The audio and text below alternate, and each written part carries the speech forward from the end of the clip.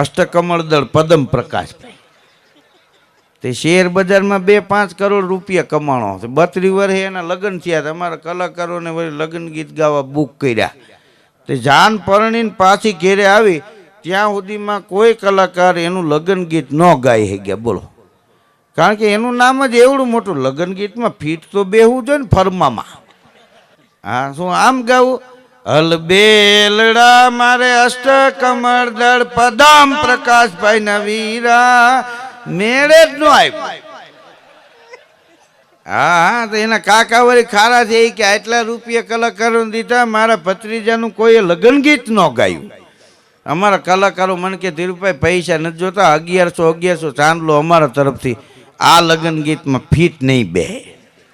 અને તમે મને કે એના કાકાને કહો હવે છોકરા જન્મે એના નામ કંઈક હારા પાડે ન કરે, એની પેટીયું લગ્ન ગીત વિના જ પૈણ છે.